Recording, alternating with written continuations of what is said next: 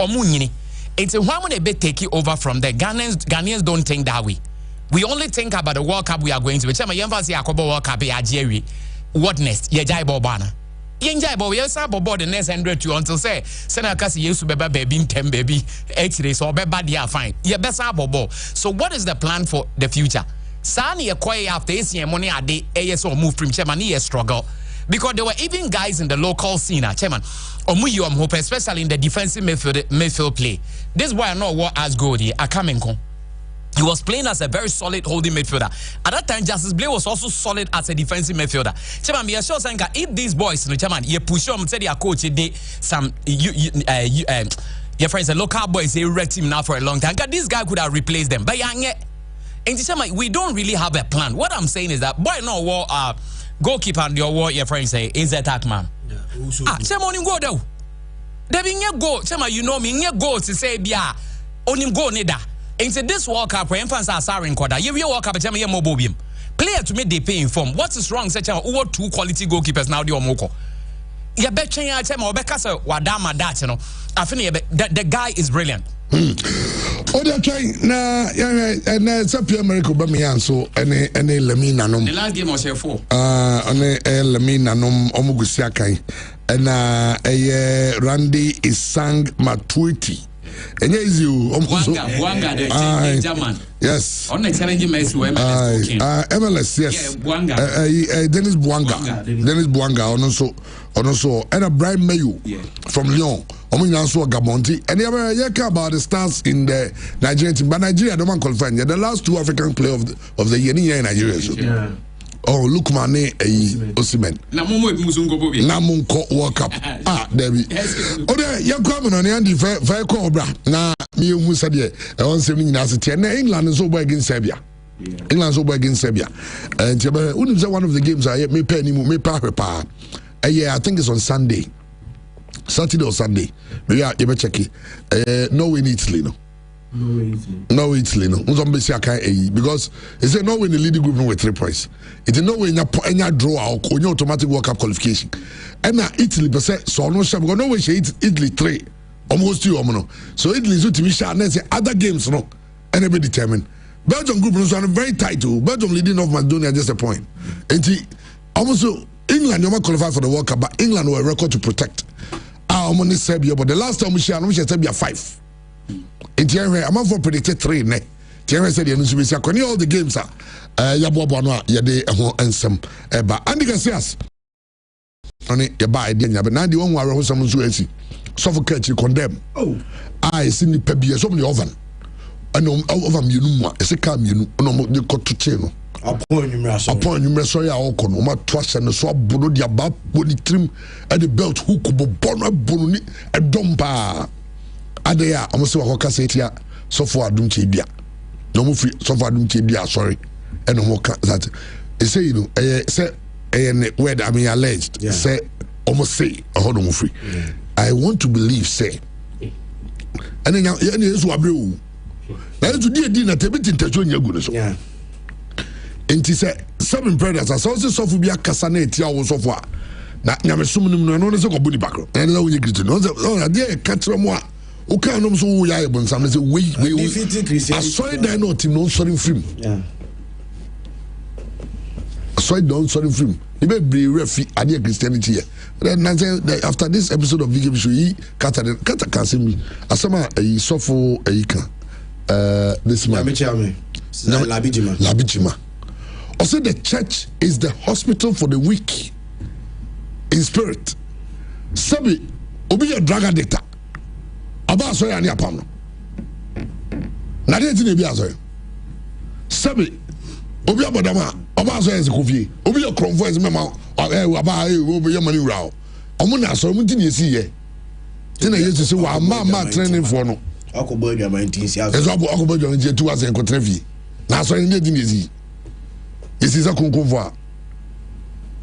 Na ne nyame sumnim no. Yetimi organize ko boost of bi because wakaze dia so bi. Hey. Ebi adu no. Na message so far don't bia obi oba ni bia so wate a. Menji ni so no no be sanctions ade no. Yeah. 7 predators say ebi obi kase tia na bu fukura. Oh yes. On so ase enkobo no.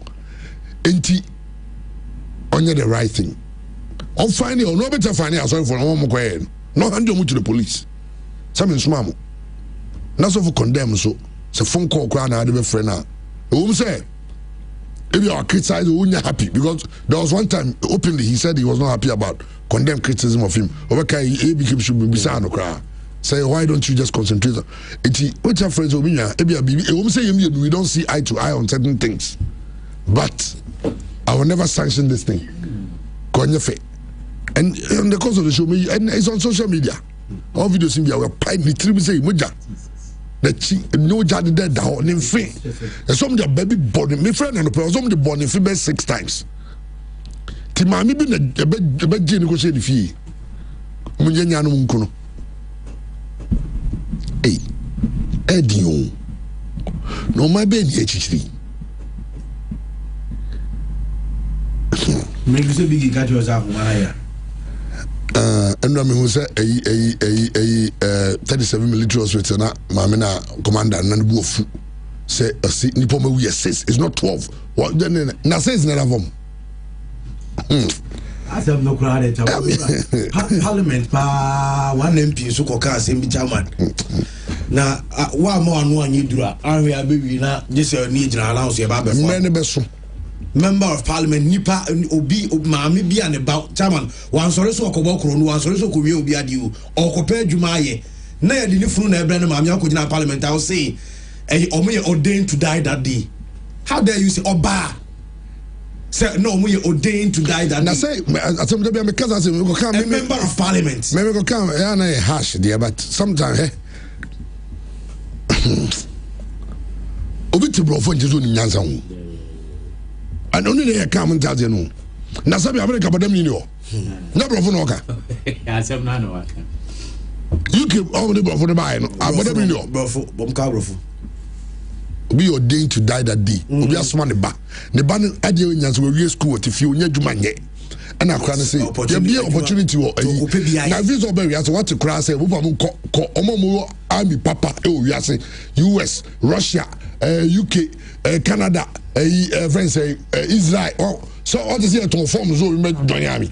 You are going to serve your nation. You don't buy forms. You don't pay money to serve. We convince you to come and smoke in enemy didn't come out by a call or call US Army. American Army no wouldn't even ask fill your form back. No your email address no number. Every day. On bet your frost I no more convince you why you should join the army. Oh, on bebo fear na. No more convince you. So ba na be aha. Yet we told forms. You be near $3 million. Na say omo munye adwuma nye no eni asa gigom sika boa no sei na obi akowu a kai member of parliament akasa osigana for mesremo ye nyina ye nchechire abusuafo ne wure na we de be ya then also ordained to die that way ordained say me mouth your voice now utie na the voice now obukura be fumo enti obi enti we de member oba na wo say na obaka una sade we kosi ya ka be sori akogina parliament o ka say na yo mo ordained to die omo na failure sa nkofo na omo ye ordained to die no sa parliamentarians they are the omo na failure Ghanaians because imagine say enke ye bi adwuma mankofo nya bi ya 7 prayers ka be ba say ebie security yi na ni patcho takwade kwade ze bi tietie nsuo nyina ezi nsuo ni bi gyina no de asalai mom tata from said omo kwa yi no ati of course when you said there are drills you put them through and all that but where are akwasi yes 12 almost say no say 5 in critical state 12 years a partial critical and then and it be let me tell you know okay can you say look at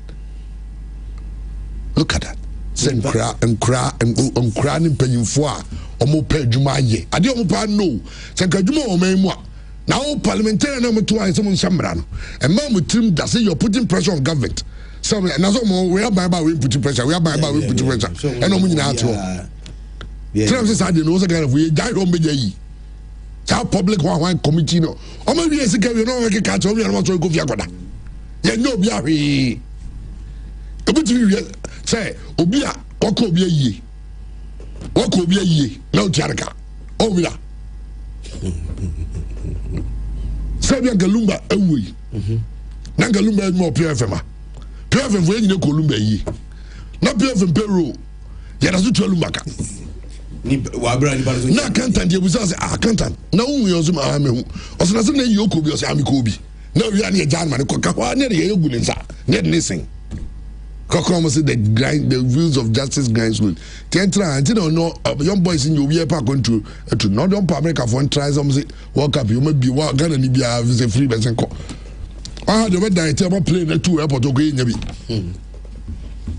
commenting in are frustrated. They are getting fed up with the system.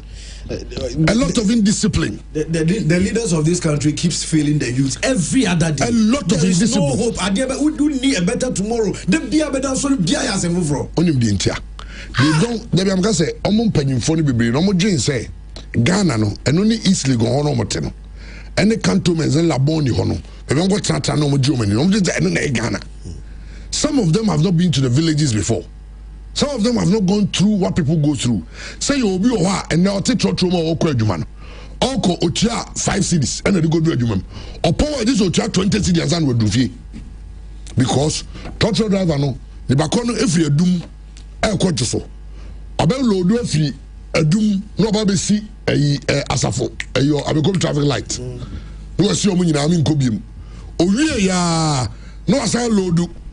So you wow open the over them behind those over here no asan from Abecom traffic light not the go do a friend say Araga Junction no ma say tia no asan so load from Araga Junction to Tech Junction no ma tia ansa no fi wako you know empanyifo okruma hwehwe ni mu ni brofo ni court akese na e omfe e hwehwe no ma ka brofo be symposium. Instead of getting on the ground, where seven brothers are, take tax force gum. Yeah, check drivers in be because we some regulation first, right? Yeah. I'm for so far we on farm. We are na ya na see aka ho. Yan kwa na politics. Politics nkwa na nipa bi here for zika. Na here for na some fans. Chama.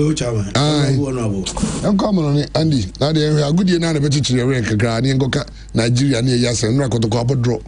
All blacks for how to vote for somewhere. They call black service here kind. And can cause the idea. Is that so for na so for na? There's also for you guys just of back on church members akobo. My Ghana. Are you ready? Are you ready? For the thousands in attendance and the millions watching around the world, ladies and gentlemen, let's get ready to rumble! Nyabute. Unim say Hughes, I said message this here. I say, boss, a day before you go for recruiting exercise, the United States Army puts us in a 5-star hotel. Oh, God, 5-star hotel. Oh, what tell you, oh, I didn't go to this class and I'll go. Okay. Out of 3 they gotta go to Hughes, it is you. But who messages me? Na Eddie me. Once Ghana for now, you know. Army war US and UK you send a message back. Almost some story and I say almost around but Gagaka mine. Andy, Chabo with us in TN Tosona for latest science the Franco focus no Yenfa MT for the live pure 95.7 FM Samson Awoko so join here Facebook and pay pure FM TV on Facebook no yeah the latest eba Samson various handles no one sabet me ka World Cup qualify South Africa yeah the can that the one come up and then games no and no 2 semi-final matches eba so no and no enso bet me akwas no pia enso Morocco matches never see the can about 4 p.m. Panama, meaning attention and so bet me call Nigeria and Gabon game no and for PM na 7 PM Cameroon. One answer DR Congo game and sweat me question one simple. Aya Bobarina no yet Abraham and so Venebum, Mammy Fantuga Soko and so UEFA and I walk up I qualify and about 5 PM. Yo Azerbaijan, one and Iceland, France, everybody at Ukraine so France for winner so much now. One qualify for FIFA World Cup no and which Armenia and Hungary, Ireland, everybody at Portugal, one so winner so game now Ronaldo and then the side and so qualify for a FIFA a World Cup but South Norway, everybody at Estonia, Moldova and East national team and so game neighbor so and which Andorra and Albania, Yemen, England and Serbia match no and so much and one some no yet Emabu Emerson and so UAE and Iraq match and so about one final then a representation and so intercontinental qualifiers no at Asia Samson Suriname and El Salvador game and so about Nina to come Emamo would Jumadin Son of Payan community now young fans simply be answering to Jano Pena Mammy Fawe and to the Sopiamo Ayakaf World Cup qualifiers Abaswa Mammy a number of goals so far I have 4 teams no be answer to me proud to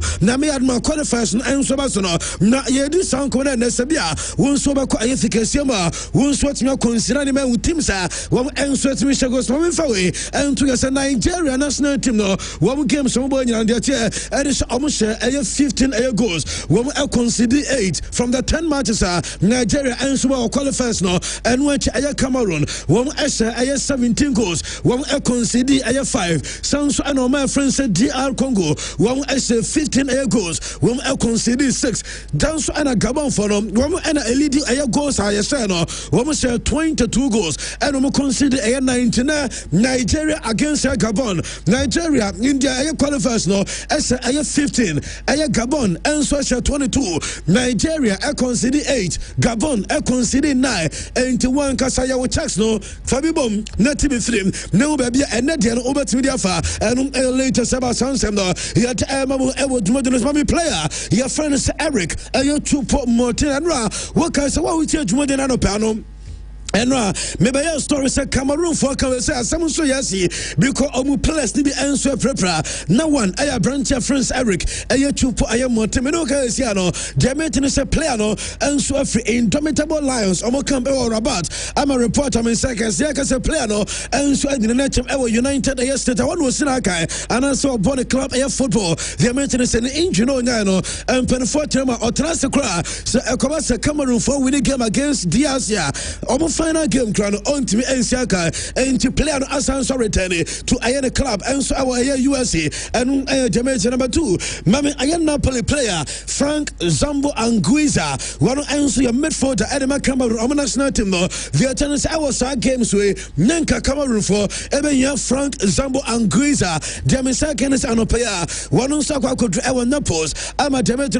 on so out Anguiza want to end in and for Emma the Cameroonian national team and Demetons and not quite able to just a player no one of the month of October who PM ever the Italian Serie A one and as a player of the month and I will run answer our Cameroon Nanka or Baba Ama Cameroon I qualify for FIFA World Cup Nanka the 9th World Cup no Cameroon answer to Yakonamum and there is a Sadiano and answer to me good news and it's Andrew Onana there Mina reports Onana and there is a team answer sending the back and I send the club and I said the national team no and so I'm gonna go back and to try so Onana and so much Mesa because memo update Meka Anguiza Meka Ayatuva Matendiano Meka to Onana na almost consider the situation Onana at the Sua camp Nemum Anguiza and Chupa Maten Amadian Africa and later Sava yet there was some Emamu and so much Modernasana Mama Aya Cameroon Omo legends to be Edmund and I'm the 3 Aya legends from Aya Cameroon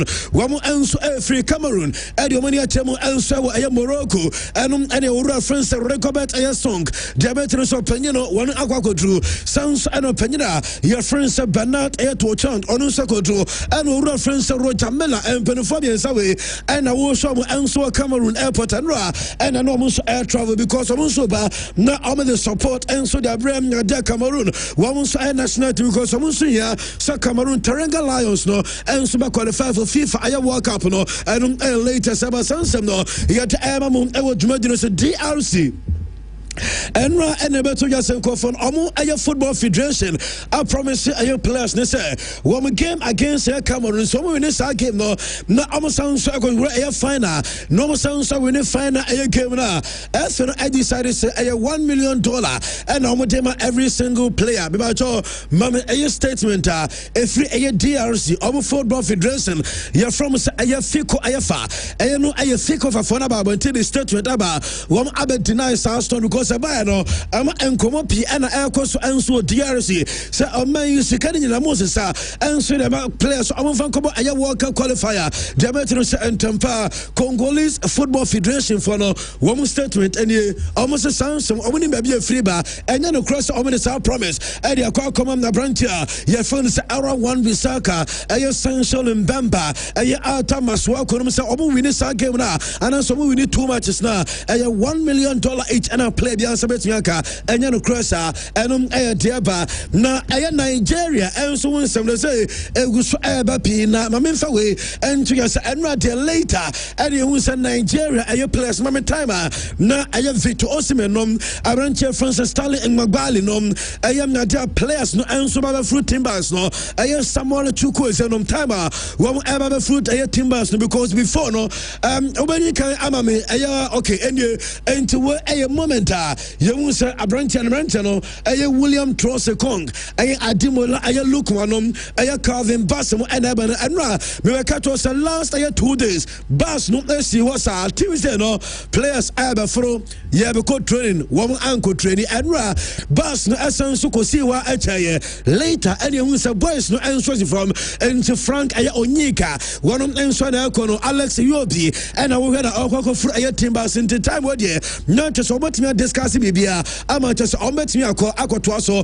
ama aya training session answer to me so na mami moment no aya training yanko na yanko aya training because no cross ampa wom AC form no obuko flu Timbers no wom eco training ye obanya save video no enso ade afaso de amaya ye ni komo se because Nigeria ade komo pi enso na batamu ade kaka jo se bewura mo e Nigeria because some dey see no enso akọ generate en komo pi e Nigeria ye be kwa din komo after see the foreign news no ye dey we name Nigeria players no any moment ye hu sa omu training no enum ane yama images libya ye dey won some emamu enso jumanji training session e ko so ema enu 24 players aye coach Eric Solaton side from Romania enso aye available ema training session enso timi akọ so enu na ye sini na eko wie se ada de koba ye sem na Nigeria for ehu sa omu team be training aye Capito William Trust Ekong one again essence the statement eba ewan X handle and ewan Twitter handle no na mame ayesa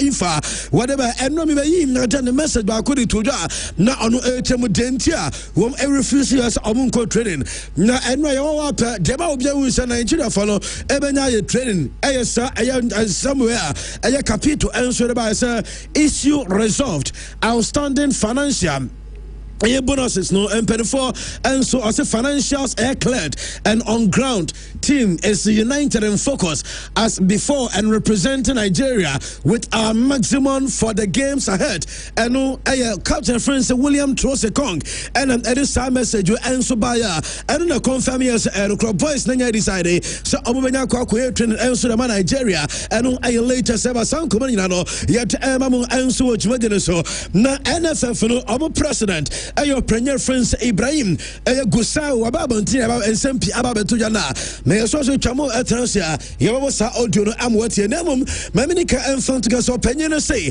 enra onya no ntia say yaka some ayo players no best 30 plus international matches yentia omuka ayo the FA president of Nigeria openye ni ose sansem no tabi ayo rodorada sam enukobia any sansem no na enwa say Nigeria for especially ayen central for no makasa munya sa information the office no open so lumpo and amuntimi misana adenti and amunko bisa ayen Nigeria captain your friend say William Trosekong musa players no say no cross ourselves no ako ayen 30 plus games wabra yentia omu bonuses and famomo avenye se sansem no enya no kre enum diaba na owie ya pe enora your friend say Sunday Olise one former coach or a former player Edema the Super Green Eagles of Nigeria Sansama Kosono and Sunday Olise Ababon Teda Babetu Jasara one of the only Nigerian just just Orezaye from any position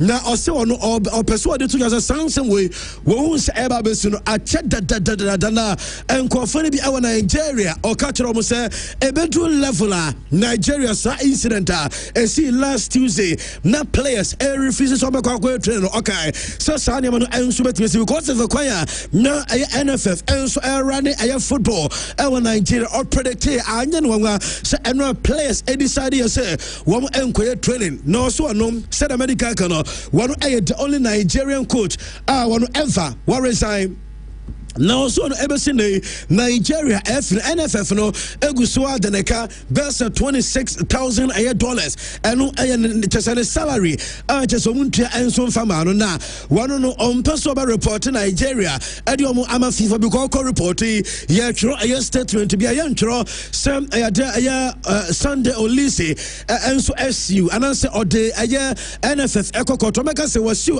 Nigeria into some person drag in the fatherland court into what in the baby dinamo on the Americans of predators a side way ever do debi ever see Nigeria players and so ever fight ever musica and a latest report about yet one some emamu ever so namami a branch friends Obamian and any players no Gabon for the Gabonese players no you say enra one so final training session and so at your course so come a Gabon for the year Obanya omo pictures no and so the Agusto and what time na omo so your training session and yet won't come and so to Yana Mamifawe and to get a Gabon the name of Muyu and the same conform so out of 10 games of boy our World Cup qualifiers no one more we name 8 and I will draw 1 and we will lose 1 and I know I Gabon for no 25 points I just only 1 point behind leaders I la Cote d'Ivoire I just a Cote d'Ivoire for no and so it's me qualifying to and so anya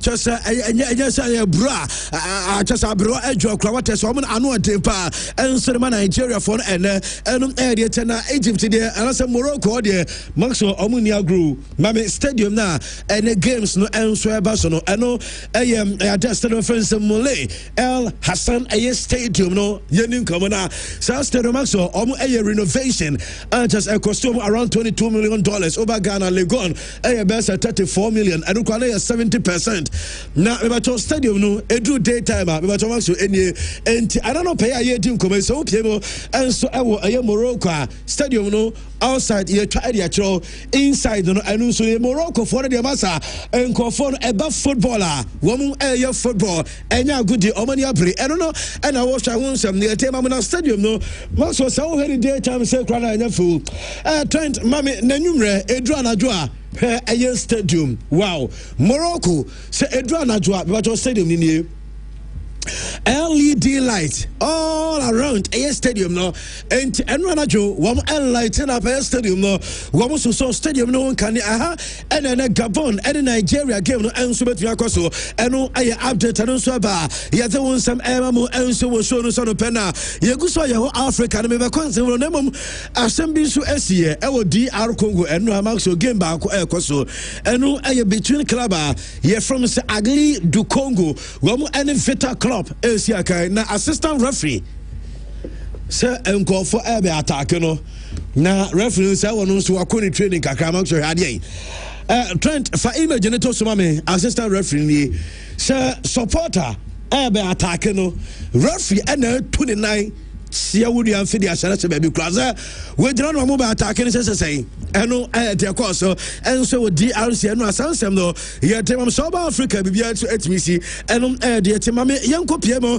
and so ewo aye Qatar mabayi aye Mexico any Japanese under 17 World Cup aye players no mabayi omo anasema be ko sem aye video said ya chonko for no on sabe be catch so omo stay ewo the same aye hotel ewo tournament aye course no na edu babia ɛyɛ Japan for wɔn ɛtɔpi ɔmo group ɛkwan Morocco ɛdɛ Mexico for no fast work am na afei ɛyɛ Mexico for no so Japan ɛkɔtɔpi ɔmo group kyerɛ ɔmo nso welcome ɔmo come ɛno akora deɛ max deɛ ɔmo yɛ ɛne nsɛm na deɛ Mexico no for no ɛne Japanese A players no ɔmo nyinaa na ɔmo nso monitor ɛyɛ game baako a kyerɛ saa game no results ana besie no ɛnso bɛhwɛ sɛdeɛ ɛyɛ Mexico ɛnso bɛnya qualification akɔ next ɛyɛ round because also monitor other group game na bɛbɛtɔ sorry ɛyɛ two teams na ɛna ɔmo celebrate we no na kyerɛ results ɛba ɛne kyerɛ Mexico ɛnso advance to the next round na ɔhwɛ we ɛyɛ Japanese players wɔn ɛne Mexican players no ɛna kyerɛ ɔmo mmienu nyinaa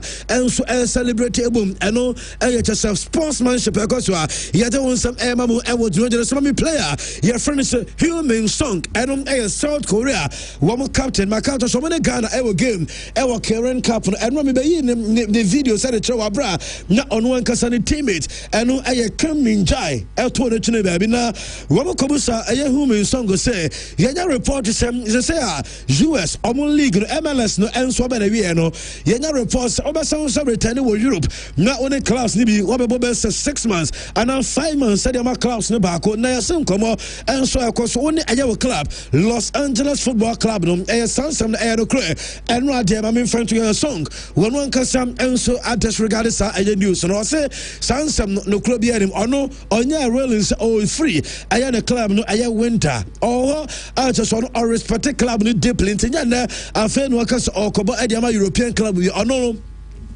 as long as our club ne badge no on person will be loan and so baby or yeah what never and so the county abrantano and so nya confirm the amount say sound 7 anya no kra one man Europe MSC and from European club bia and the tie aya my friends Brazil for ego prepare for game against Senegal and aya watena and so and as a Sunday I would the Emirates Stadium obana Senegal match no be so na mama Vinicius Junior and Vini Junior the Chinese on so training our Arsenal reality training center wana and Arsenal Academy aye team no wo anya akwan kosia Vinicius Junior and Vini and so ekotwitwa pictures any ade and aye Arsenal Academy players no ebinie anchese no because we team na aye na se wo academy na we team no ne facility and so hosti aye chese na so maybe to say Brazil now we akwanya say players akese ne bi and so ba obetua take his advantage no no akwaje aye pictures and Arsenal Academy boys we enche obenwu so Omusi Academy Arsenal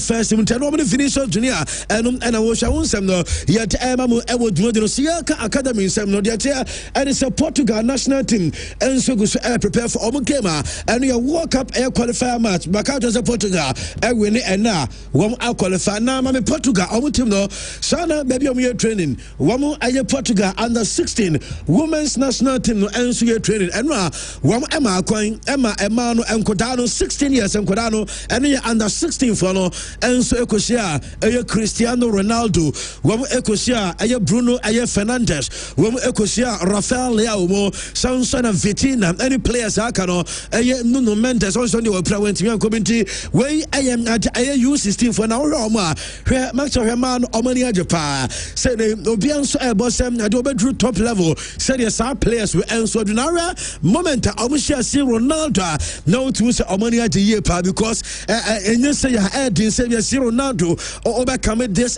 closer to a branch of friends say Ronaldo in general and we a moment I will say Ronaldo and you and switch a picture and touch him no any man and switch a picture where almost say but motivate a man ahead of almost preparation somewhere Nanyama and switch my come answer the free and dear na okay ababa why your friends Kim Kardashian na Kim Kardashian or your celebrity ababa we you come celebrities our dirty we are here anu sepa na Ronaldo munyina ono ma twempra pay ma memfa we entu ya se enra wo kopie mu enso Brazil ena me no ka say Kim Kardashian eda so wo Brazil acha so no nka sa ekodi ne dwuma e wo Brazil na Brazil hwe Jesse omo present the man obi be cha no Leo Messi Jesse Sir, Brazil ni Argentina is in common tank about football and somewhere. Woman tank, sir, and Rakem Kadeshan Kodriano, Drosso Phonomon, Obi Quacha, Leo Messi, Ayani Jesse, Amon so Darcy, Sir Naniaje, Nanemano, Elsu Dolio Messi, and Nemana Jesse, Wakona Leo Messi, Jesse, and Sade Befi, and now shocking for Brazil. I then will be Uncle Chen name and Jesse, Maradona Jesse, and as any other Brazilian player Jesse, na a branch of friends Leo Messi and Jesse, and Omede Quachem, Ababa friends Kem Kardashian, and Air by Honsem, yet Emamu Ewo Jumadro Swami Roma do player, I friends Rodrigo, I goers, na Rodrigo and Yenansay, and a betoja, Sir Akodano, Ababetuja said teams outdoor, and Monitor Emma, Chelsea for D Betoja, Chelsea for Rodrigo, and no Yami Aduma next year, January, Chelsea Bako for Aya Rodrigo, Mebacho Sansam no, Diatia, and say confirmation, and say Encobia Enco, so between Chelsea, any player friends Rodrigo, and I send representatives no Encobia, and so across the Meme Cramet is a Chelsea team no, you are saying the focus, and it's Yami Aduma summer 2026, and I say summer 2027, and I almost back for a year signings, the Tennessee Chelsea team no, very likely, say Abia January 2026, Grano, Wamu and Concope, a major signings, Abia transfer the young Chelsea, and so a active, our major transfers, and to Rodrigo, Diana Nukrobia, and this answer anymore, and Demetia, Yadewon some Emamo, Rafinha, a Barca player, says Rafinha Egusua, while we are recovering, also better recover. Now, about to us, I am a Barca, a team strong, Mamin Chalpa, Mr. Enchi, who has shown our TikTok. Now, Rafinha, and you were doing Kobo, 1 a year. GQ for Anna Edin, 1 Rafinha, Eddie Babatu, I say, oh no. No crowd say Ballon d'Or, a individual award, and a football, a team, a sport. Na on one case, our channel, na Ohunyama, wa achieve with a Barca, and in Brazil national team now. Now, when we say we no any disappointment, what is when you disappointed? Never, or you're thankful. Now, or you're truly thankful. And just I am motivated to say, Uncle and himself, one year Ballon d'Or into the Nabem Ebe, Nabamuye, and when you're disappointed, or you're very thankful. Nanije says Sadiaman and sweat me across no yeah, and we'll see in front of us. On one case, we won't say still our chance. So about winning a Ballon d'Or, our future. Now, no crowd, Mr. Football. Air full of air circles. Ono believe we still over many years obet me I reach a new go said Yamanho. Na aye Ballon d'Or you cry ya auto sunum no nanko focus akwaro ne kwaso auto sunum so bananim also no fit aye position and as a fit place no eman motivation and pressure and so the man because on one kasa onim ni potential na onim say one day with aye performance no Ballon d'Or one enso betimi agibi eno aye abrante friend Rafinha and Eddie San Comana, yet Emamu Ewo Sono Sumami referee, your friend said Pierre Lugi Aye Colina, former referee, so say Oko Aye FIFA referees committee, one and Aye Bano Danny, one Aye head, and so FIFA referees Aye committee, referee, on say oh Hein and Ichrawa, Oyem Timiso, and Aye Pierre Lugi Aye Colina, and say Ubaka Same Bayer story be Ewo Fia, say considerations be answered, say Maxo, Aye penalty shootouts, no. Say so about scrappy a rebound. Say game no yeah about penalty and I say drew penalty. Said your game no equal penalty shootouts. Over the keeper save was saving no and one no say in a game regulation time say penalty ever now ball keeper could save na winning a chance of a rebound. The chance say Pierre Colina the maintenance of paying so be dim come say I no clear FIFA consider say omusu be twa saade no say obo na goalkeeper no echena a goal kick any bebo opportunity so be sound so be ayerebo ka say sound no me be ka no ora your friend say man no ya enso e be fo so say saade man enso timi ko so e be bo pa because keeper ayere no ho be che penalty na player no asan so be rebound there be saade man enkoyi eno demetia ya de won some eba eno me ka choma me Kamavinga me be ka cho say Eduardo Kamavinga entimi nye training with ayer club and that's what my friend say ayer France because you say as we konya hamstring injury and some months or issue be in 20-minute training the maintenance Kamavinga say Didier Deschamps after ayer from Turam and Lilian Turam the Banom and Lucia Kenema Juve. Yasin Didier Deschamps after sa player and so no eme replace a player. Your friend is Eduardo Camavinga and so a national Camavinga ebe returning to Real Madrid. Now wababe to outside Real Madrid a team now. Na Euro 2028 ebe koso enso ewo United Air Kingdom. And anasanra and launching. Na anasana no me launch no mame fa we ento ya say various stadia ebe host matches no wa mu anya enso the stadia ni nyina din aba betu ya number of games each stadia enso be host opening game there ebe koso ewo Etihad eno Man City for wa mu stadium Wembley Stadium ewo London the ebe say ebe host 8 matches Sanso na Principality Stadium ewo Cardiff ebe host 6 games Tottenham Hotspur Stadium no ewo London ebe hosti 5 Etihad ewo Manchester ebe hosti 5 Hill Dickinson Stadium ewo Liverpool Everton for new stadium no ebe hosti 5 matches St James's Park Newcastle for home grounds no ebe hosti 5 Villa Park ewo Birmingham eno ya Aston Villa wo stadium no ebe hosti 4 matches ade Hampden Park ewo Glasgow Chasem Upiemu enso na the stadium no ebe hosti matches no 6 and Aviva stadium ewo Dublin and just stadium no and so our Republic of Ireland ebe hosti 7 matches after lunch no and every stadium number of matches ebe host no yede won no yet mo ewo jumade no sano pe ma Santiago Bernabeu Stadium na no pe ni nkomo so say Bernabeu Stadium no the Americans because of commercial reasons, Madrid for no change from Santiago Bernabeu at the about Bernabeu Stadium and Casa and a report I'm in Saka. Na Maminfa we enter us latest Amina and it's on some accounts a Madrid team no say Omuna more matches. I was Stadium just December and remember match go the next games I can Madrid there quite away. Says yeah, no because over video we are NFL.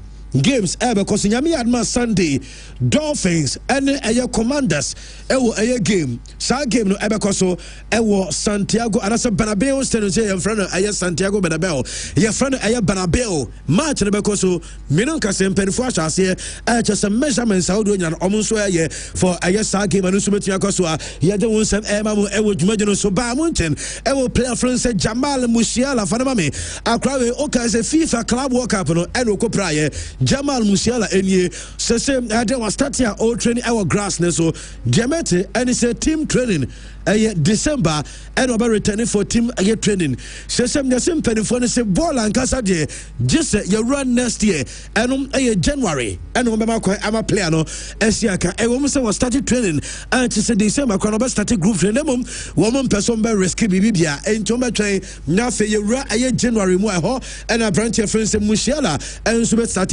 come edema club friends by Munchen and I Diamete Carlo Ancelotti and they mean the best 5 players wa manage na unso penyeno players would be goalkeepers akese defenders akese midfielders akese attackers akese no mafa nsem na the best 5 are Carlo Ancelotti no akasa wa manage no be choma me Carlo any the best 5 no o mention Cristiano Ronaldo Nazario Kaka Luka Modric and afi Toni Kroos the best 5 and some confirmum o players na dia John Terry no Gary Cahill mo o bi to say Sergio Ramos Pepe o midfielders o bi to say Lampard Asian mo just players like kasi and wa manage from just Chelsea Real Madrid PSG Everton AC Milan wa manage players akase na the best 5 no and am di enso dia toja na Zlatan Ibrahimovic minya reporter no pay yes Zlatan pushi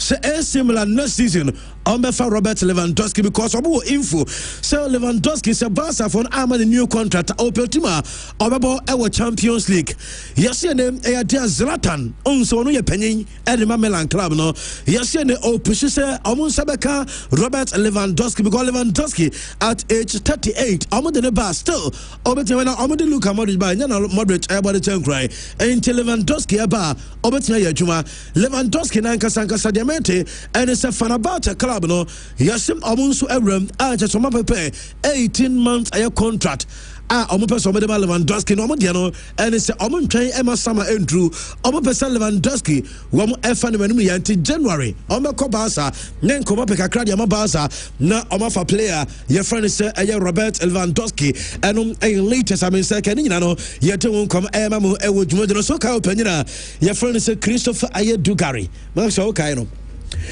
na Christopher Dugari and ababo ntrese ono aye football yeka aye pure talent pa ewo footballer enye bi ene Ronaldo Cristiano enye bi ene Leo Messi ono aye pure talent yeka in terms of pure talent ewo football die owo talent pa no aye akwana friends aye Neymar set talent pa die eno aye Neymar enye Cristiano Ronaldo enye Leo Messi enye according to aye Christopher Dugari we aye agiabu obeti agiu amana ye because Leo Messi and so talent kita no still opinion say talent pa die pure talent eno aye Neymar eno aye Christopher Dugari and this answer no enso ya tuja yet emabo enso ewo dwumade no so enche sorry na chabo ene abedwafo aba betos na momenka no pay say me stress obi bia wutie mi a eba aye gramophone power no what is African aye gramophone no aye plate no so will be na a good condition me so we no wo mo say omo air to company be air to na aye classic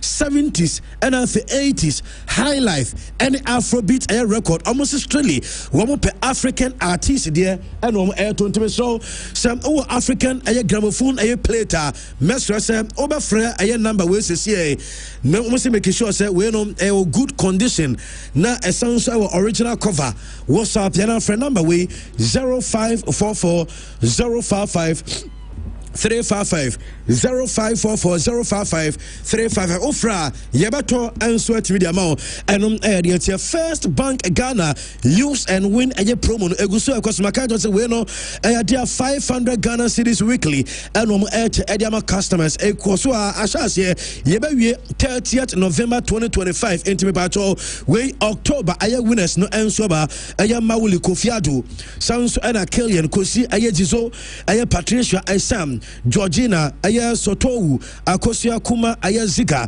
womani awudio pi enso adwomo 500 no twan dia odie and so be you see first mobile app no and so be dial star 894# now there your transactions and the terms and conditions say applied and no ebie kwan am 500 Ghana no won so say etimi account there Hills and Valley Sales School yamfa mo franco school ewa Hills and Valley Sales School essence admission ebie for mo frano from a year 3 months equal 6 years now ko school no said yes yet o de wan kasa penny di kai eko weekend eba o me weekend school o de fabo frano said afa ne ko na ko facilities a school no ekita ni teachers o mo tra de wan kasa bo frano beka just say ho eno person go school ewa patase just 5-minute drive from movie house opposite Vega software station meso school phone number ebia open enquiries bia 0504 355 355 0504 355 355 M2S Evergreen digital print for your mama so na makato so chroma said the eba say you can digital posters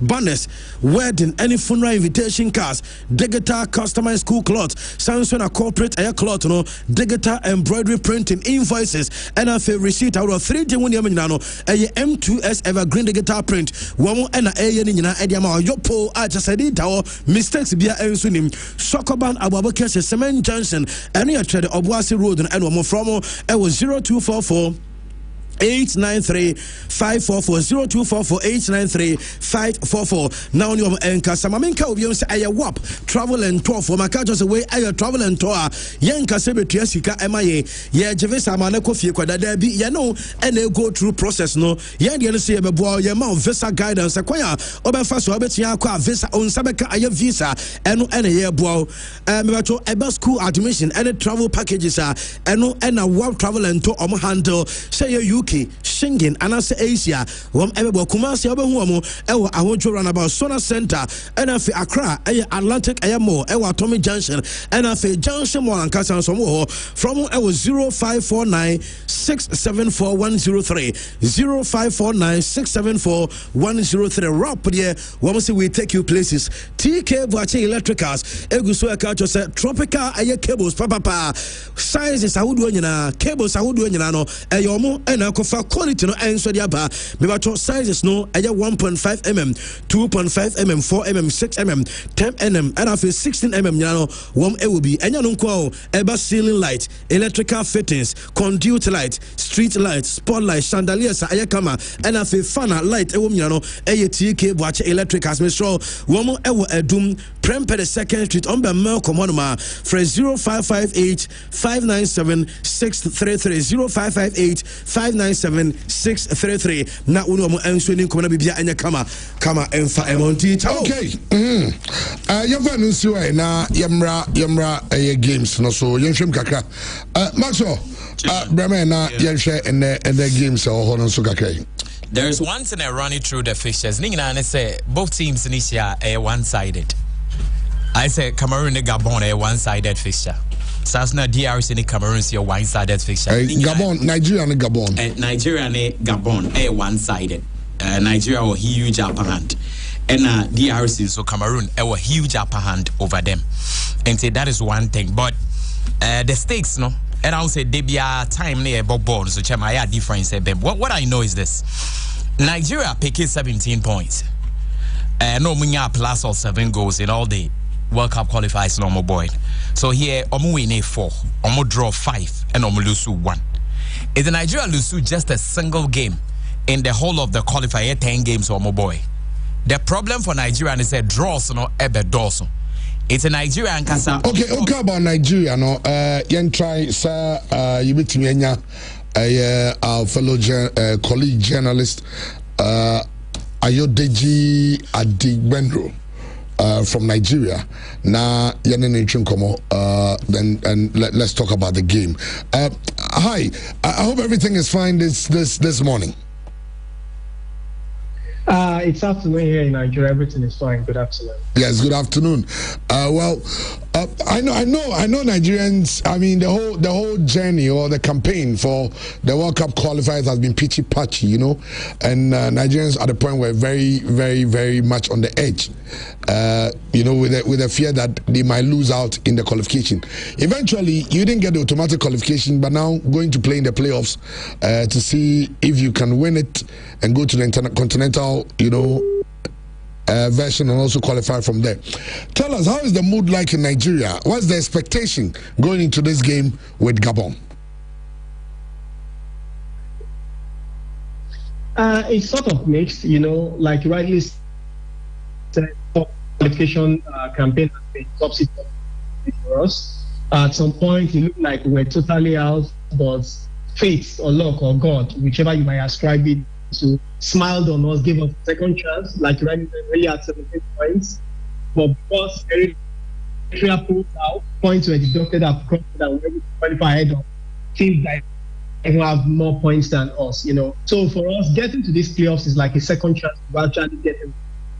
But then again, the story around the Super Eagles last 48 hours for 10 boycotting training, unpaid bonuses and allowance, and agreement with the federation.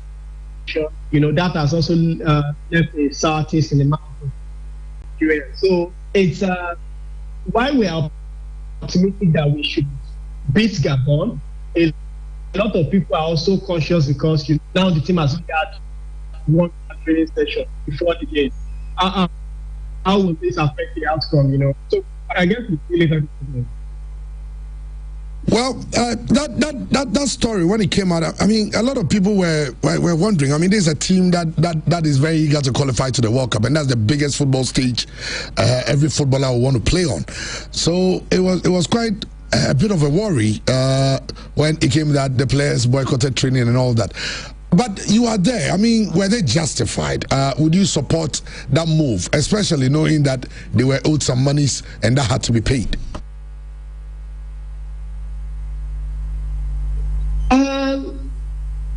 At this point, what I think doesn't really matter. But I want to believe that they must have exhausted all sorts of avenues to get the federation able to actually reach an agreement with them, and they have to resort to this as a sign of desperation in the last situation. Having said that, a lot of people also have a problem with the timing. You know, you have a crucial 1 week qualifying game. A lot of people are saying, why not make this game, win this game? After starting 4 weeks, you can then make your demand before half.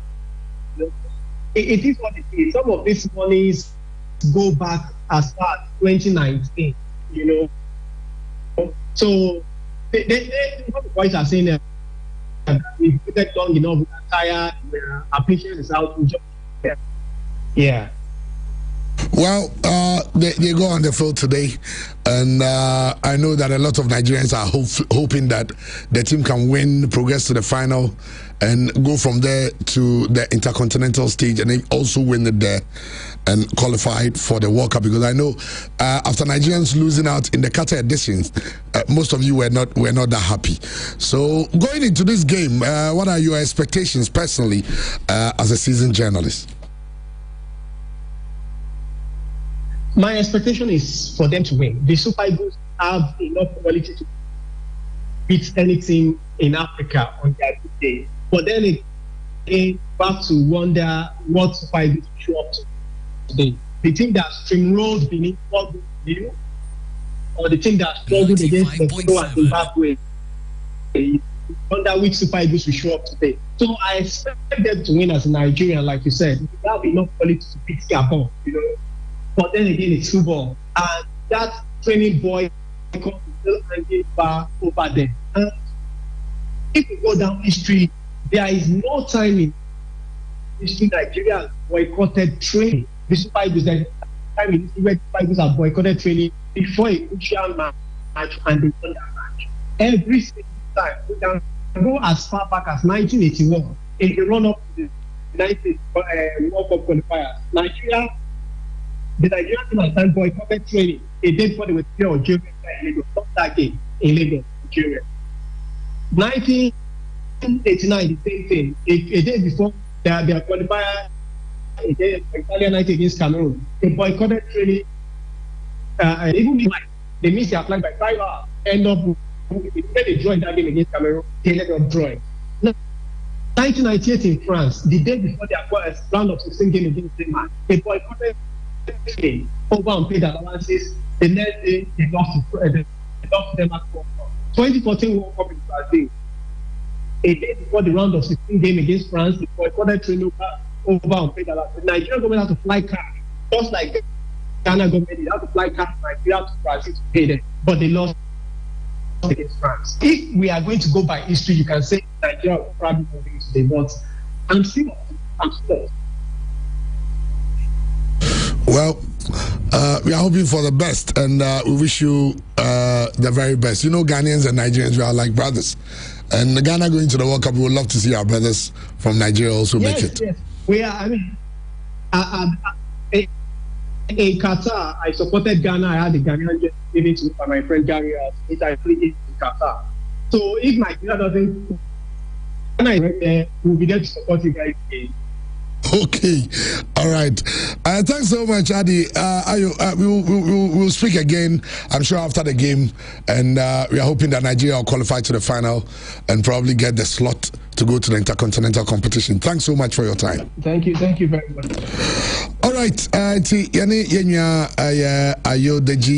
in Nigerian journalist. So Nigeria, it means your history, Mukrazo boycott training in recent times. I don't know my history, Gaka, and you know, into Nigeria for no idea how much. Also, Nigeria for the supporting players. No, on your screen, some of these images. I say, Osimhen, Yidima, or then say, Chanko for say, Osimhen, no. And you said Maxwell. Now, Nigeria for Nigeria should win. Yeah. Because more quality to beat any side in Africa on a good day. So like I was saying, Nigeria lose just one game out of those 10 qualifying games, but just that almost draw 4. Almost draw 5, no winning 4. The Nigeria problem there inconsistencies, chairman. Adombe winning, Adombe draw, and impo Adombe lusu. So these are inconsistent performance na ekodia omasube to me Ayeshi. But of course, since 94 Nigeria call World Cup for the first time, chairman yadi call World Cup me no atwaso Nigeria amese out. and Omo may say out here Qatar 2022 send na wo kan. It is Omo may say out this time to be the first time a Nigeria team in the Aqua World Cup at Wasumi Enwa. Chairman a free 94 mo coin Omo to me appear. Like I always say, there are some countries continent be a those countries never get to the World Cup because of the history, the quality, any the BB or more culture as far as the game is concerned. Why? Nigeria, though they have not played the most games for Africa World Cup, I'm winning most matches. Chema most na team are more progressive from a group to the next stage be brave. But unfortunately for them, Omu drew the round of 16 and Nigeria to me enkobium. Even Nigeria crowning Argentina or rivalry at the World Cup, Chema Omu be share did but obey then the scoreline difference is always one. So Nigeria a team be a World Cup now or yeah there. But irrespective of what year can you now say Nigeria they are still unbeaten in the last 6 games of Mabo. And the last two no my recent two no Nigeria winning. So it means that Nigeria a team are more form. You look at Gabon, for them to pick 25 out of 30 points, the chairman, they put in a lot of work. But unfortunately, the Mumiti Ivory Coast team normally a bit stronger than that because the way Ivory Coast chairman more qualified for the World Cup was a miracle. And they Gabon for because chairman said, oh, about 10 games, I'll be winning 8, I'll draw 1, I'll lose 1. I think the Gabonese, the Panthers did very, very well. In the process, chairman, almost shared 22 goals out of those 10 games. Let's say 2.2 goals per game, and that is very high. Again, Omo consider just 9 goals, meaning that Oman consider a goal per game. So Gabon, this was their time to really make it count. Until we goal difference, Gabon in a plus of 13, and Gabon so they also unbeaten in 7 games. After say African Nations Cup qualify Morocco show 5-1, and yeah, their Gabon a lusu game. And a Gabon, despite the fact that Omo Dennis Bouanga no ni Messi challenging for the Golden Boot in America. Omo Pierre-Emerick Aubameyang, who is a top star, he needs no mention. No, Chairman, Omo defense has been also solid, and idea the Omo rem is solid. The Amame J Gabon D and say there was this match and they need to score to be in contention because Omo young winner, nan KBA playoffs would have been a problem or something. But Omo call all the way to Gambia. Chairman, Gambia at home they are very strong. You might not see them to be that strong, but say Gambia air bomb home and yet easy because the likes of Yakuba Mintem or Bob Brighton no, Chairman, they are very good in that game. No, Chairman, your friend say Gambia to me say 3 goals, but Gabon to me be say 4.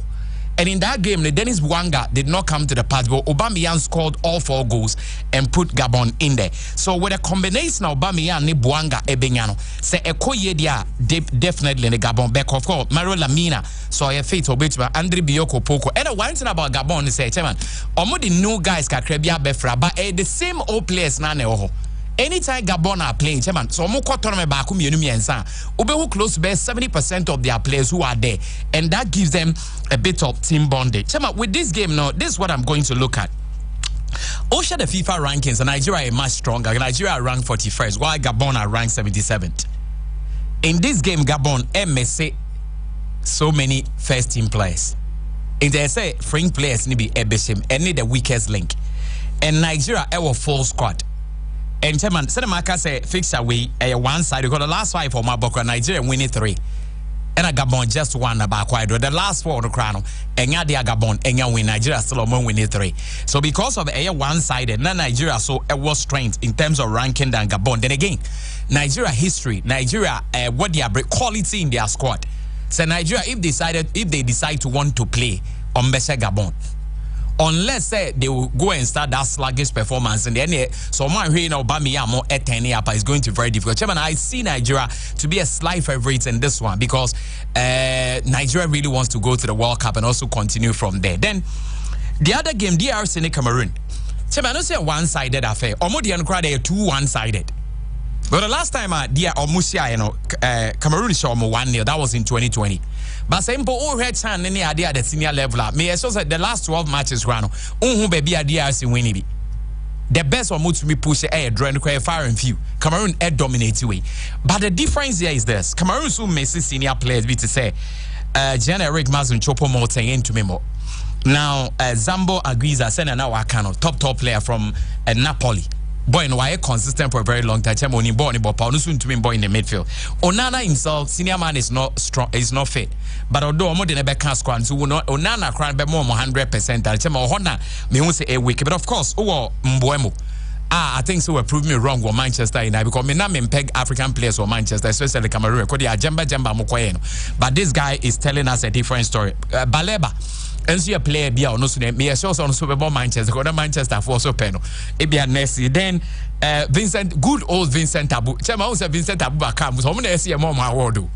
I say where had you when you never still chairman. Won't mean you need free team no. So they will be the man. So if you say Cameroon team no.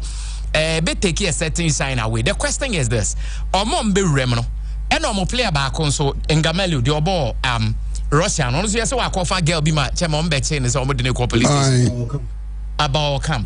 Oh, okay, so Ngamelu so be to say wakoye ordinance be chairman and na wa fe tira call fire and the report to Russia. Police want be chain and then easy crap. But on for vim ne emra. Chairman, so in America 2020, Cameroon essay. The DRC, that was the last time they met. But don't forget, Cameroon have been to the World Cup on 8 occasions. They are the only African nations or more, and that's how many African nations or more World Cup in Bebri. But you Drew baby, Cameroon bought close to 12 or so matches at the World Cup, no more winning. Until the last World Cup, or Mokoshe Brazil, Sabe, the first African nation, was Brazil at the World Cup. And so none and to me and that, or goalkeeper a pass, he's very, very good. World Cup no munya confused, or bed die, Brazil, he did very well. But I said, the team no ball Saudi, onye been down also at the bench. Now, Chema, I have no say, I mean, when I say, DRC were very fine players because Oho bid say one visa into Memon. Cedric Bokambu and he had just 2 goals. No equally Diamansi Mbokani as the top scorer for the nation. And anytime Bokambu is given the opportunity, Chema live up to expectation. So around one Bisaka, Chema Yenina Enim, the also Edeba, the defense, or me also be to market Cameroon mid attackers. No, Chancellor Mbemba has been there, very solid in the defense. Now Atamos Wakun so to me Eberim. So I think so almost a very decent squad at Chema Moko. But I feel like Cameroon, yes, we all know say Cameroon, but me feel say DRC in World Cup a few. That's my wish.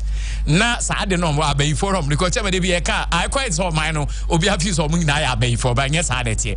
Now, wait, you're more fun by one call. Near what is going to do because for me, they have a very decent squad, and if they decide to want to play, me sure so more qualifier. Cause any Oka says some players are coming.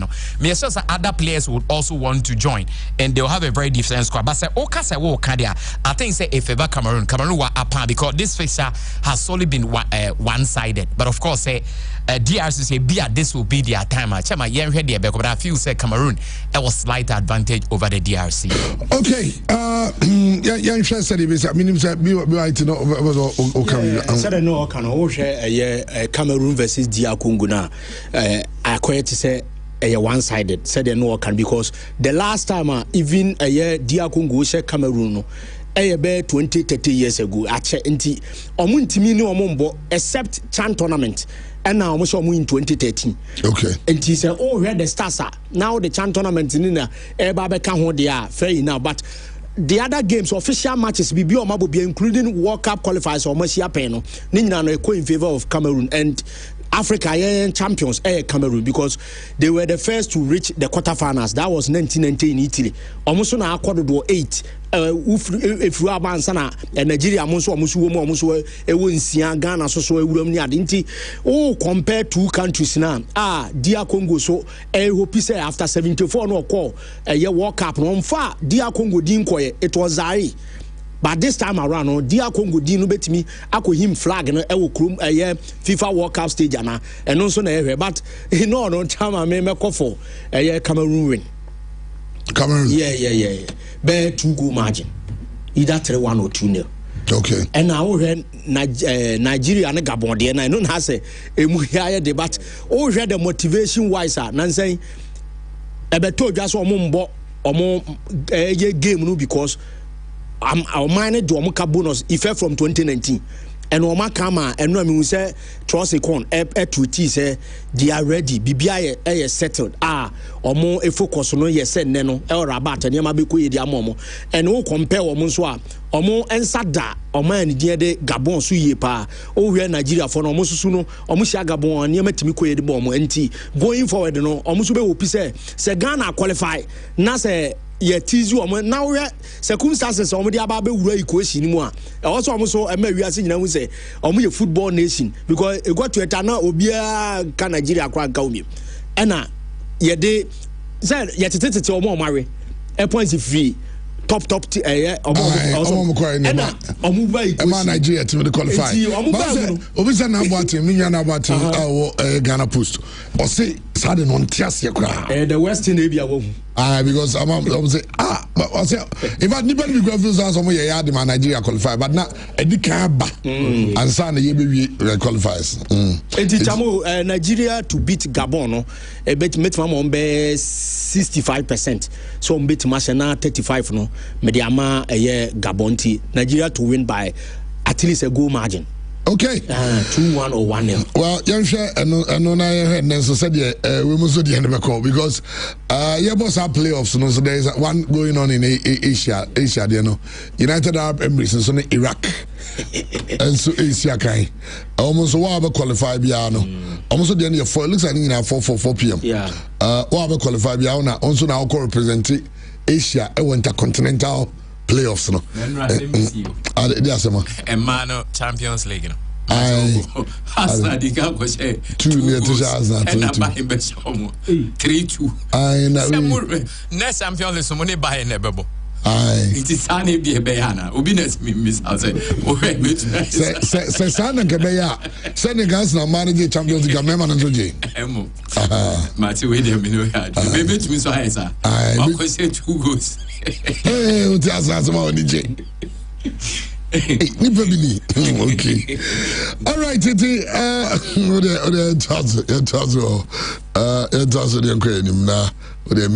Life man. I can't say you can't say.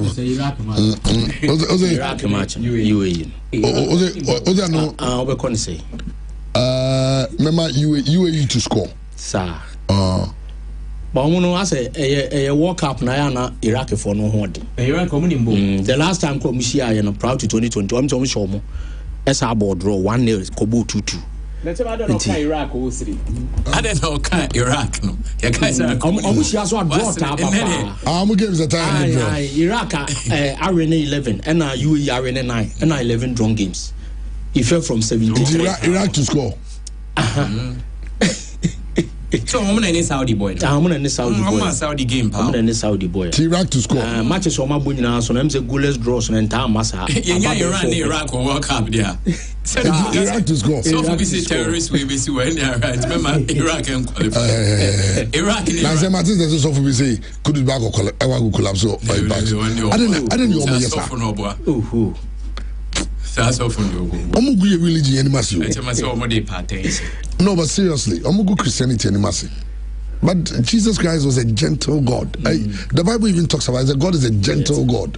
On net Sabbath, you know, a child is will be probably collapse. It's fear and panic to system. It's not nice. Yeah, commissioner Saudi and Usra. Nice okom na de ombe no mo want to say oh could is best 3 goals 2 goals be tournament na Ghana player kra na age top scorer one unti bi da and as ono so kan say mo so mo nkom ho oh na say no na ba mu a say e ne ba mu no na e ma ya di udi o the video mo say e trick o ma wo yam sisiu na say wusuru no akọ nti wo kwa de obeka bia obey yo sa che ma e trick o mo yisu no.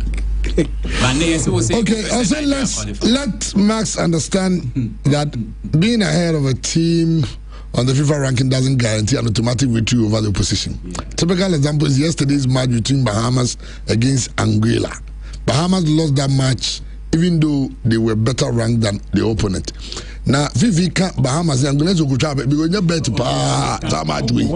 so much we paid. But people say most often, people say most often the strongest football nations, eta win by 80 or so %. The other can is good, but when you find say any case surprise and I say upset, but all I need 2 teams be able to get a back favorite and a back underdog, top dog and underdog. Okay. And a big fish or the small fish. If it's a small fish, you win an underdog win. You say upset. Say that Ghana, you say check we're ranked second in the world. Nobody ever thought we're gonna beat them. And yes, sure, it was a whole joy and all that. I agree with you here. Okay, Coach Zudia Yaba, Coach Robert Saki. I say Nigeria has what it takes to qualify, and it will be great to have Nigeria in the biggest party in the world ever. 48 teams hosted in 3 countries. That's the FIFA World Cup. Argentina. Nigeria is only Argentina our history, yes. Only Argentina has history. It will be nice. I don't know. Well, yeah, come focus ID. Yeah, ciao. Now, come focus ID Esquire. As a labo for them, labo for Esquire. Be a fiasa. All both said in our room. Quarantine. And you use your calm nakao. This Friday on the BKB show. Yeah. You ever say Rembim. But it's on your calls. Some of us have messages about. But this time you say I'm not interactive more. Say I'm for baby a question. Na all the answers about who are the problem. This are the one many na. Near advice go for on our any divorce ne. Say the one many na. A quick comment now. What do you guys hear? We topic now the Banyame watch now. A controversial topic. You never had any.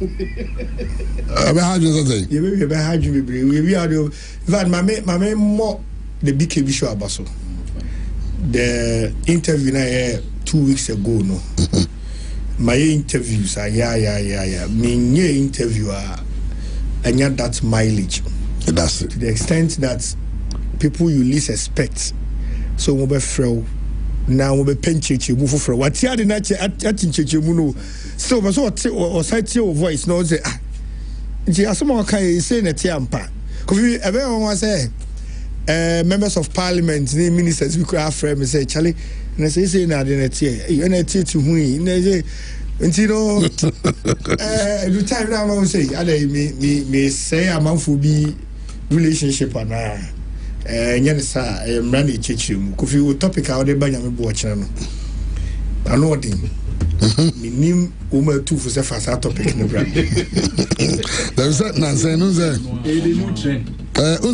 no na say cause problems kakra in the person man for tiase say be ya because you say our rekwa be why December to December be why ti na wo hu say okay o kono e be say because Nigeria ni bia ko ware or Russia na yire ne ba no ne ge bi chedem wa o ma police ku bache no so nti eno na o cheche mranim sa na no tiamonani no say hono ntimi nyenta de opabra let the be send them a message privately minim how no so fast so ditimi nya me number or send it the question be say me say or worry o hu say amanfo worry bi akwaje event center na akwa beauty me beje store bi anim na say kwa obekọ yi bantmani a stand ya mukumu we say yes road yes your trust street na no ya na aware papa kofi ane ne dabi ngofo be nipa be bra aware a o madwumu no o madwum so ma ware so mo ware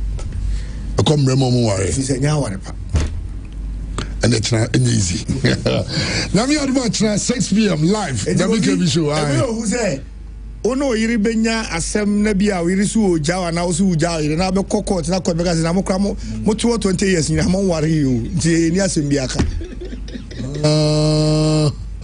unim say esoma wo ma wo unim say enra na yenya ba ko diversity o trailer no and I say maami bi ewo Germany our tries of abe fani kunu na wa file e de amani kunu no e de mo marriage certificate ni bibia ka ho enem so mo ye cross check o mo check your registry and mo buy a enya ware like o mo ware emre mu no mo ware ama engata na ayi bibia ho emre mu no mo ware so mo we de be poa kunu no ye to a fetchile ko hwesa ware na ba ware papa na na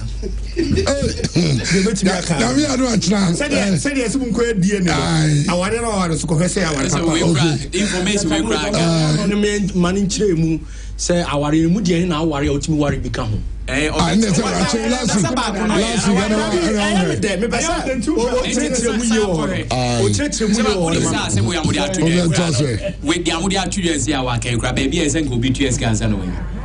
I'm the amount free. We are free consultants. It's Nyami Aduma ne enona eba so den. It's yentoso na yevan semna enra Asante Kotoko ebo ni outstanding game no vision ade game no Kumasi Asante Kotoko I extend on between round but two teams nyade obi atimi eto atena and so honti game no end in a stalemate na Oja Kotoko for some time Oja Lee omo lose game lose game nti draw or win nti no na na Kojito ebo remember na baso but say ojidi say also Kotoko per striker in the January window na those who don't know anything to na many queen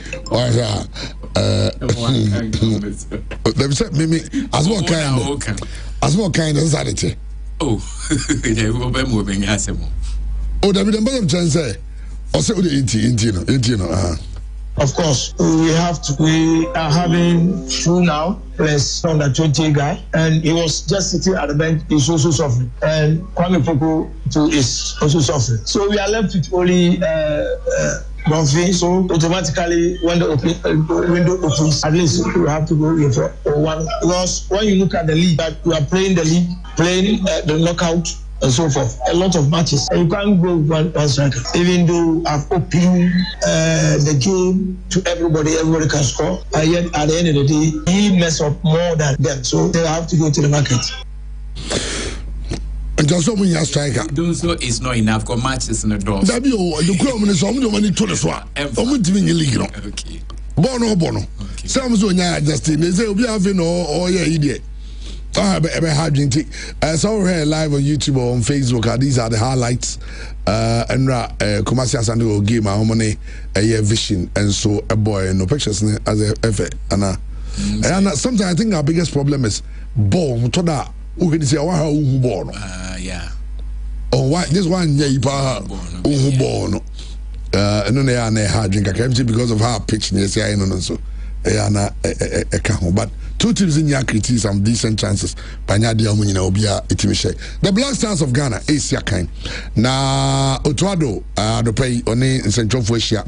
A hand pen and numre and oyeno honum with Japan and some started 6:30. See a Kwamika Senesi Japan the Abobe Kobo 7-8:30 thereabout. Nyami Aduma a Chinese BC kind yes. Anopa na game no ebebaso. Na Black Stars players no na and they are sent to chum chemu in fact on my update our camp players on my bedroom bibia. Now video picture no. Yeah. Abanima say autographs many too much. Say abibi one so okay the inti and request advancing no figure lecture mu ebifa Abu Dhabi and ebifa Addis Ababa but time say time I drew Nagoya Hana almost the same almost Abu Dhabi no do in terms of traffic almost Addis Ababa no but we've been here from Anano Eduarda Anaju the Suma Yevedru and Edikai Ebo Yewenja Ewo Tokyo Ifi Tokyo and the Nambia and Tisabia Minoka say Ewo Nagoya Nambia Hano I'm very close to the match venue in Japan F4 decided say Ombe Matsi on Kampa.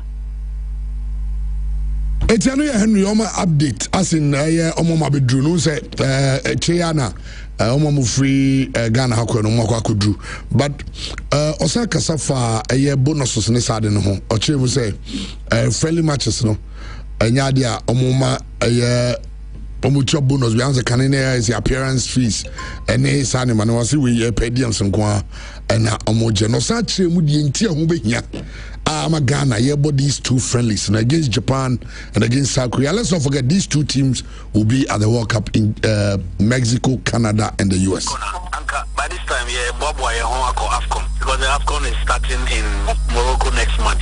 But here AFCON, and what you need to do is in football, 7 months is a long time. And as much as possible, unlike club footballer, opportunity on daily basis, matches, matches as many times as possible. No national team, and this national team, no, is in windows. You get the opportunity once a while.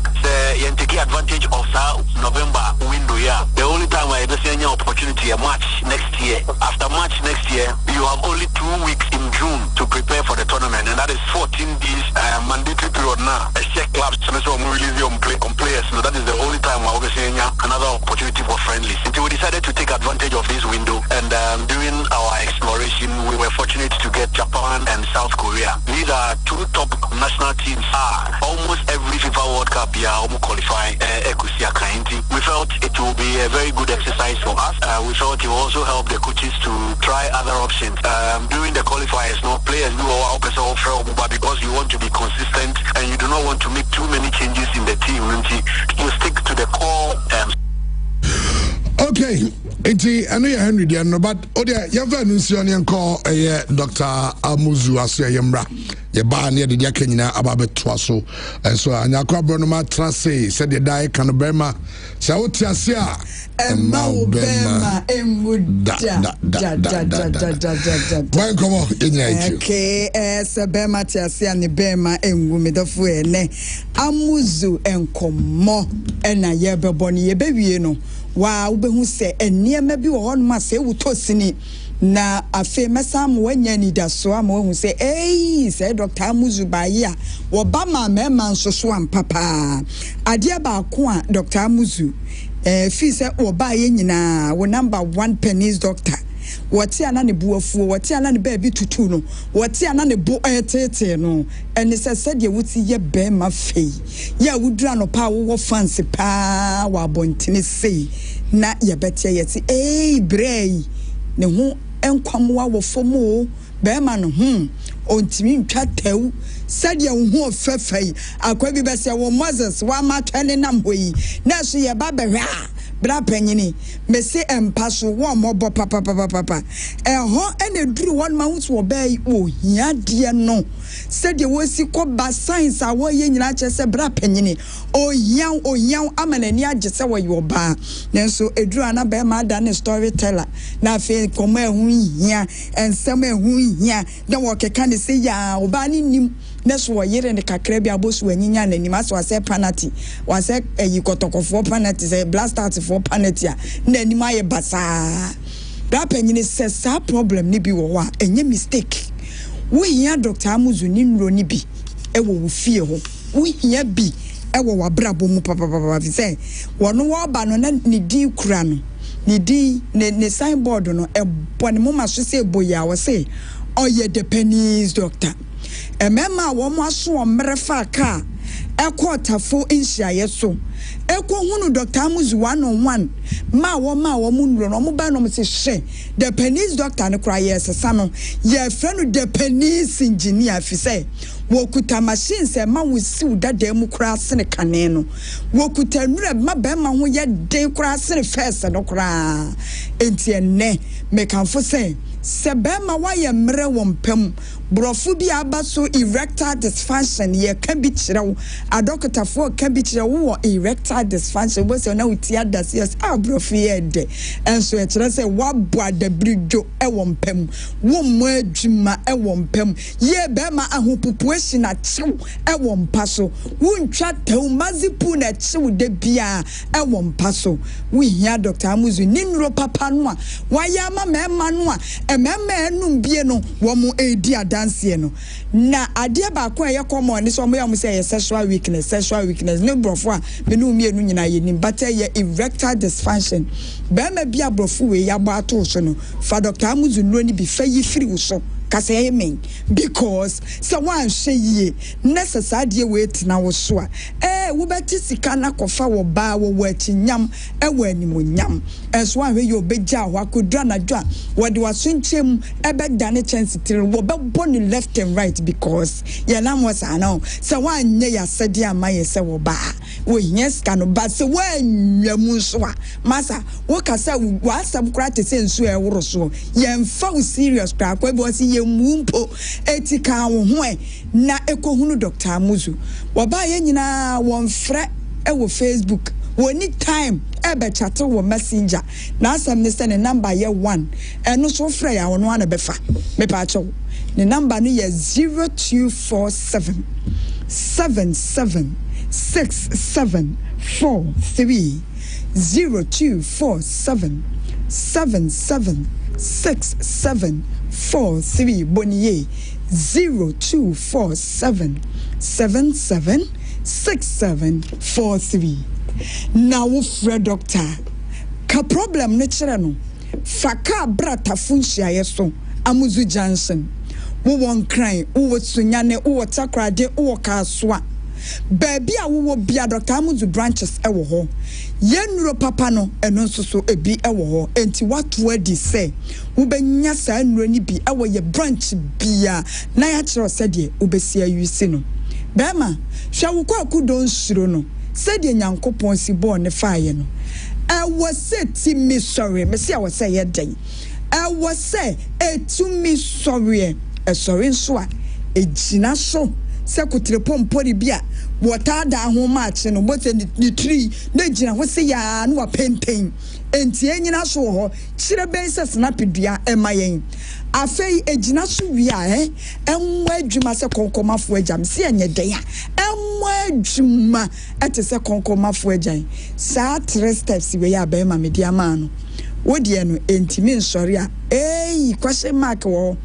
sorry but enyina so ncha ye question mark wo wodie no ejina so but ntimi mo adwuma no an se ejina ho a eno so senepa nkoye ate senepa nkoye enti bemei enyina so sorry enmo adwuma nkosiase twan na ya mamo piafo bra panyini amuzu herbal clinic ena mekanfo ediama wo hwema me ma secret bi se wo hia oba na mo se mukodi akatima kapenya gora ba me when delay krano na enye 5 to 15 minutes 5 to 15 man ka 2 minutes man ka 2 seconds na ba me bi wo kra chesa ni die chesa wo peja ade le dia behem na na esone o adai foreplay na no ejaguo na ade mi se kobasa ne na nima yesa moku a wo fe mango no se na ni ewu ne ho abantam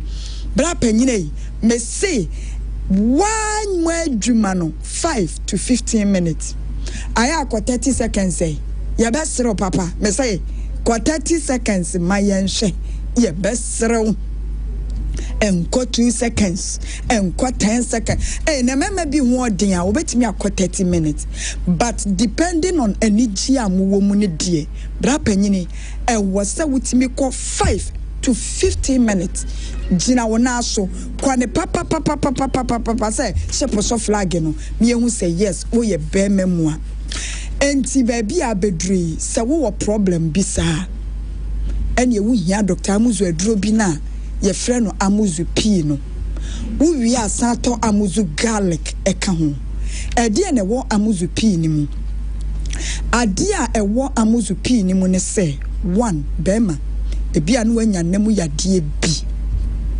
enemu yade betimi aye gonorrhea ebetimi aye syphilis ana yade bia na wo saa enemu yade bi dia wo behia amuzu P herbal mixture na sa enemu yade bi asem America no e was symptoms bi ya bema yetimi hu se wo yare die di kan e bi aye kasa yi wo kodwonso a wo se wo bema no emu hyehye wankasa aya na wo bema no emu ye pepepepepepepe Johnson nso enhwe so mayi wo hia amuzu P herbal mixture ya ka ne bebebe wo bisa ho say na amuzu P herbal mixture no ehi fampo na menya biato medofo yi herbal shops pharmacy chemical shop be bia wo beko bia no amuzu P herbal mixture no ebi ewo ho ebi a wo de no ne say wo dwonso abu sa ase moja bi ene na mojonso ni mu na dwonso ba akopa eba no ase de ani na ye kokko bi obi kra de say tum bra panyine kire wo se bibi wo ho eno na ama sa abrofo de erectile dysfunction no ye ka kire wo no enti pe amuzu p wo so de ne de woni wo ba na ihia mu no eye pain na wote wo hia amuzu p heba mesha me kire on kakra ewo erectile dysfunction no ye be hwe yare bia emema ewo psychological and physical ye mo ye mere ewo mpa so enti enena ye bia ni no untimi nko 5 minutes and ye wo problem question mark be duasa esi wanim pe amuzu p heba mesha wabi se media ne de wo hwe ye syphilis ya na die na se me hwo ase nyina gunsa me se mi hwe mi bula matari hu a ensan bi pe sisi mu no atintima kakraka bi eche kwa obepo na se eso mi hini mu sei se be ma mi yitime hwase a bo se nani aye tan ti se gere fufu no ya ni dewu obewie no obehu ni brother fu ne hwase nyina gunsa ehu aye se prekese we wu yi wo ni pem kra na afere onu obekosia bi age se odum light aden wo ayi no aye nsansan do da nya akonompo ne so ade se ka akono se ya enu kwatimi emma appetite ba de ne ho aye nkurunkuru pa amuzu pi ni bi me se pede yi amuzu pi heba mixture nanum na wafaka abekurum no wo ya wo si mi komurum mo obi ankyere wo ho uduru murum a wosi mepe amuzu pi to 4 unya atrekase na wodidi ukoko na wahwie miensa na de agu anum na wanom wohwie 1 2 3 anopa awia anwumre boma me na abehu senkyere ni bi hwe ba ma bi wo ha ne de na tradwo afampieto breme ne de no osori anopa ohun se ne be ma no ekeka ne ho ke hu ya no pa bia bo se be ma bia ansa hye ne flap anim adenya ne kwakudo nsuro na chia ne good morning ti odene sato na ade so kama ba wo de flat te se writing pad no emu se bogobogobogobogo bra panyini ye mesro pe amuzu pi date ameka kire on se pe amuzu garlic eka pi ne ho ne se ade bi wo mu a me kire wo say sa topic na yesua erectile dysfunction no ye be ye hunudie nti aya mo be manitimi peja kakrakasa ya ne mu aye dendende ti se de dum pehim no eye moja enti obi ho ne de no moja no empompe mfa be ma ne ho wo sex organs ne ho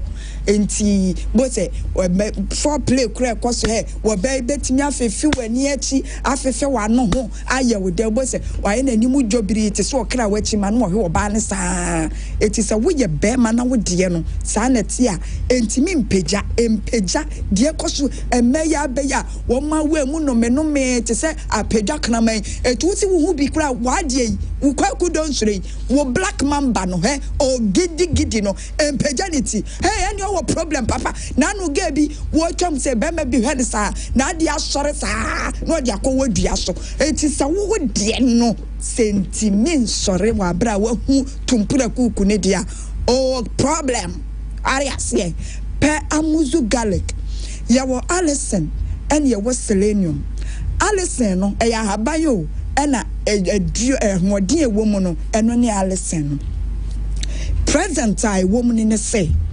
eboa mamema momoja no etimi pompe kama ekofa obe masem ne ho ti a oba ne share 92 ffff no see me through no a wasadi ayi wotumfo afre me ne mpa so ahwene egu na sene no bo se ede kese wotwa ma se something is going on na kire wo se bibi ye dey ebe sorry ba sa wodi na no ane se wo hye ne sa na wani hirete te se jare bo be mebo wa me se kra na dwa wo ye tu temede kra dodo wanu ase wotimu pam sa se mazikofo bosom won ka ne ho wonya hwe na ne minimu yi ene wodi hunu isa potro sa wo ye bema na sa wote sa wo hia amuzu garlic ni bi utopi ne fo na to garlic tu ka ho na no maduro ni mienu nyina papa na senkyere ni bi ebesi wo ni paduam na wa wo be bonse mama Japanese doctor wo no maduro ni nyina hwe se wo be pe one day na wa bata funhia ye so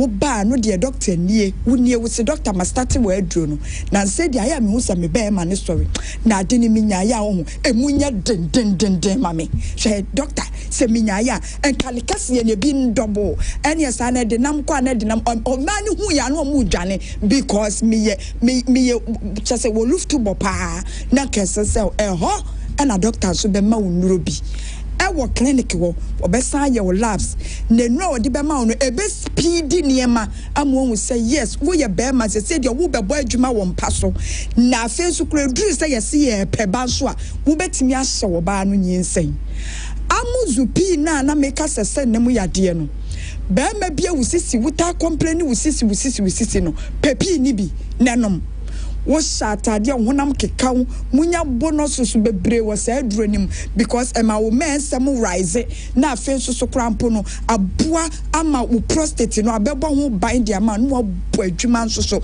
e wo mpa so e control wo urine flow no kama sa amuzu pi no he me dofo na se wunya bia nom agu minimu a wo bedi adanse ba ma bia wo ne wo ba hie mu a na ye ne ya no wonum amuzu pi na ye ka amuzu garlic ne kire mema wieye no ye ka kire be ma bia wo diabetes because ye topic here ya start ye better diabetes a ema mema ye mre wo mpaso ewum eti se wo diabetes ne ya dika akoto amuzu garlic ansa no abetie next week topic na anase be bia ye beto aso akoduro no because erectile dysfunction ye better diabetes ne hypertension wom na duro kese pa etu diabetes ase no eye amuzu garlic me say de amuzu garlic bitters where the prekese noaye garlic wom anka twade wom akakadro wom niema wedwentiamo ayese dudo no na eye kama pa amuzu garlic bitters se wonya binom a ebeboa wo enuro mienu na makamfo ama wo amuzu pi heba mesha amuzu garlic bitters na ubisa se na metimi atobi ama medofo ana be ma tobi ma no eye mani mema die because empaso agro eye mani mema na edie eti ene na wuwu tobi no tobi fama ohu kani na ono nso nom na tenka ensori mesro da se ne ye toaso emu adabridwo wo mpaso wa bra Dr. Amuzu wo your number 1 pennies doctor na obemi ma wunuro bi a wa be hu say yes enuro na ye nton bi wa bonten no ye bi delivery say na ye bo pi no eno de wo ko heba shop a won sabeka bi ya bo garlic no wo ko heba shop a won sabeka bi pharmacy nyina na mom sa secret enro bi no a mama sisi mu ya den saka bompa ne de bra oboa wunya bi wa bontren just say deliver at the mount at your doorstep 83 0247 776743 yetimi ya delivery ama no kobo anajo 12 me say hey delivery no temu sa wanya game bi pa na ntimi mu a Fred Dr. Amuzu no on deliver dro bi ma na amene ba ku say ya na ewure nchenya wo gina so am say wo chese poso flag no wo kosa 0247 776743 ye waterfo nhia yeso say si ameka say Dr. Amuzu aba a wo ye adwuma ka ho bra na on show kama tafo nhia yeso wo fra ko moro market no bo signboard kakraka Amuzu heba clinic eho ene wo bra na se be ma wo se wote ase dididade a wo ma be ma we ya sawona ntam no enwuda. Yeah, I think that having qualified for the World Cup, it's now the process is of preparation. So these two games, and I'm quite sure that Otto will use this. You have to try to get up because come the World Cup, we want the players that have played to have played as many games as possible together. But also it's an opportunity to have a look at some of the players that have not played so much. These are high-profile games. What I would imagine that both of these countries, that's Korea and Japan, will want to play Black Stars teams that have our best players in. So it is really about getting that balance. So I'm quite sure that there'll be strong teams. We want to go into the next games into the New Year's having a good run. And Morocco at this moment is on a good run of not losing games. That's that type of momentum you want to keep going. Anyway, former Black Stars of Ghana head coach Chris Hughton and Yeten and Kana Udin Komo Ediafa Ghana's friendly matches against Japan and South Korea during these times international break. And Komo and Odi Abarayan to us and I am Quenu Fata Udauda so Edin Komania Hudupi. Now, we are sure Senyago Poyaduma Yabatuan so na Max Edwanzo Kotoko. Yeah, me also need a co-complaints a referee then. Also on Tias say Omo center referee no apetuaya. Omo ba we match center referee no apetuaya na for referee abedina. O say CC na opetuaya apetu. Need a co. Are no, but that's it. So then is a more rank. I said Ghana the referees in the crisis. I think that I think that's Selen Radio no kan I'm just saying instances 3 or something. No can 3. Say be our teams no so more baby the referees in the into a movie are no my baby but o ma so baby o munim say o ma nim referees are o say so o ma ni o mu na ye aduma enti bia ndi me hu say bia referee max on on camera me I say me who be egu ni so no wa yare dey bia referee and dey be di no we di ni ye and dey make out ya say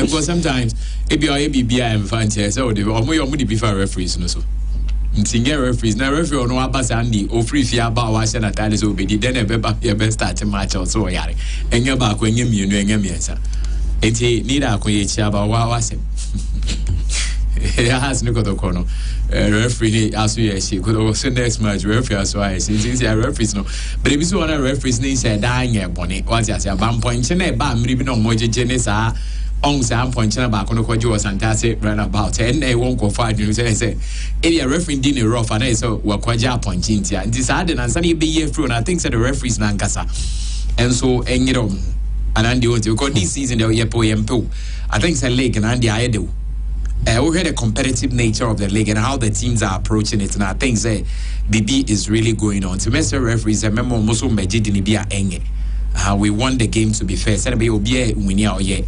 deserved winner into Africa and there's a walk in show must what do you say 6-1 I would say we say 6 it's a more challenge say why na sampa me wa and on me boy no go when ask one I said you that go share house one it's one sampa we say one hour cause and then they say and the Kumasi match in the bit because who say house I say walk back to kwaji home and away e wo work and house so abese ekotoko so ase house nti a game no be ball and a bit I think that the referees are doing their part but they can do better me. But coach Karim Zito so going for a striker in general. Yeah, of course they need to go out for striker. Amwa has not been replaced. Na say atama Amwa na more fin donzo no more. No Habat. No more. But Kwame Poku to be fit. Yeah, Kwame Poku be fit. It's Ebia or donzo now or Poku. I think they will be good to go. But already there was a plan say on be replace Amwa at least on 3 striker. It's a Gold Stars striker. Gold Stars or Munji bear $50,000. Atakumi. Gold Stars be $50,000. I'm fee say fine. And now name agony. Some more scaba. And always a gold mining company player now koto until they count dollars. Into all my Gold Star bear $50,000. Me so say do almost you or obey Jaiman now. $50,000 is mining company. I say medium of the only more deal. We talk dollars, man. You see what is scared by nowadays, about $50,000.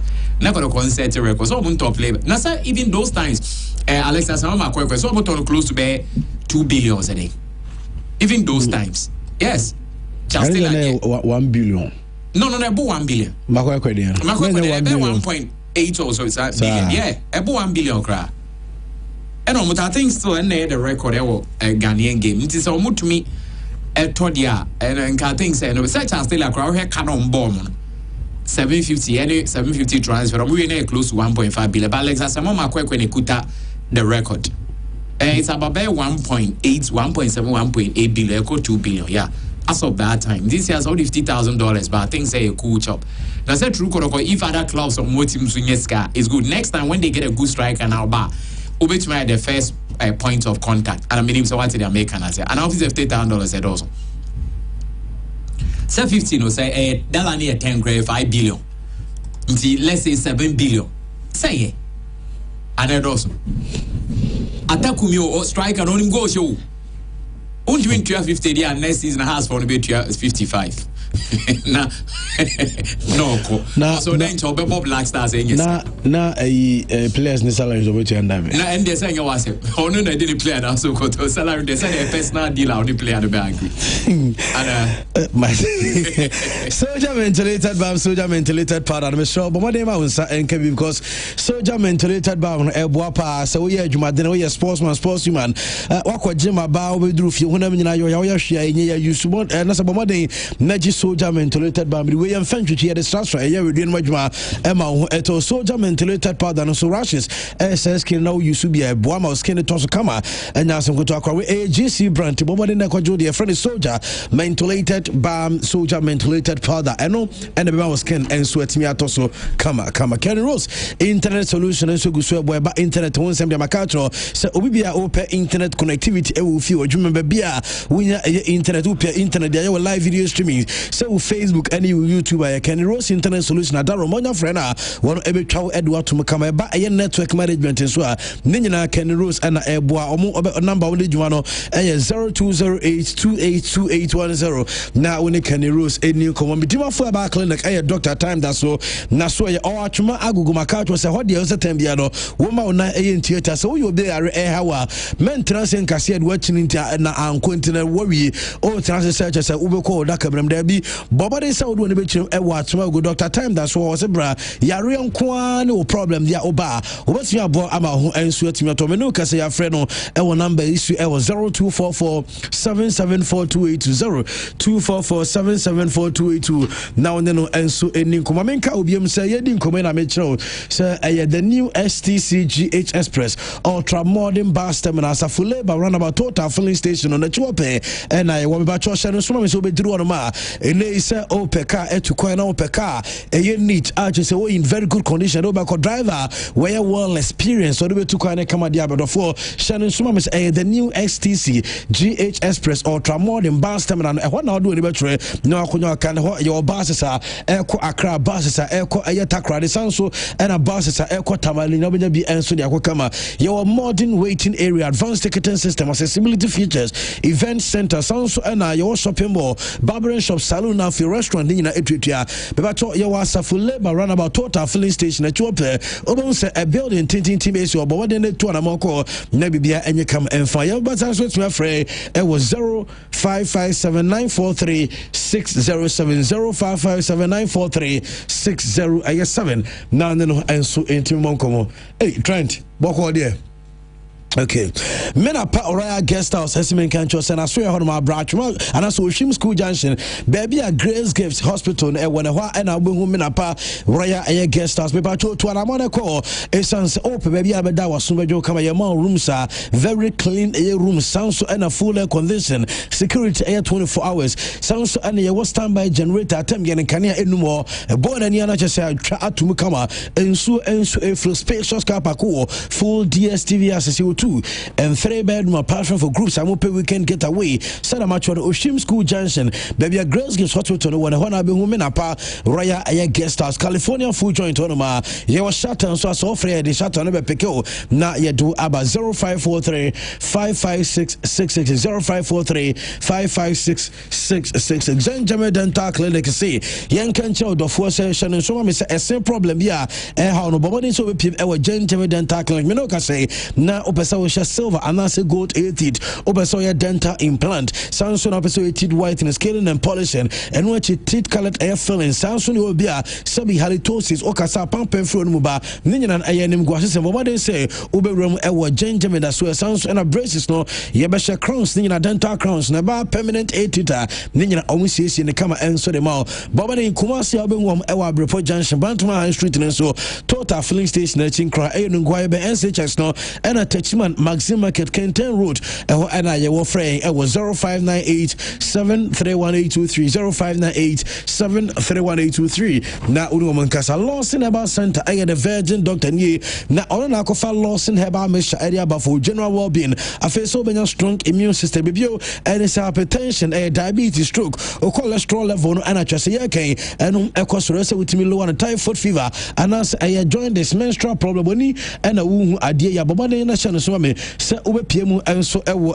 loss na so no akwaje Lawson Herbal Measure ebia no say Lawson law care measure namu ya redo gonorrhea syphilis white candidiasis so and oba discharge me so be go and say carboni abeja watenka libido ewo form and say stomach ulcer come the word we to yam abui no Lawson law care Mr. Lawson delay man no mema nyina dia bema bia edura na joa wontimi emu adwuma wo mpam ye bema o mema yosem ewo fam no bobaden say obeje edura friends Lawson delay man capsules no mo jonso ananiema enso free chire ba dwumo ye pampan kro wo ma Lawson delay man capsules premature ejaculation it was a low sperm count and erectile dysfunction nyina ebetu ase kama ediama herba any pharmaceutical so bia biato Fred Dr. Lawson was 0242133577 0242133577 Lawson ever put it won ase no nyina in kind Mamen Kels Ashroom Eddie Jiggy mattress no and sorry about my couch was Ashroom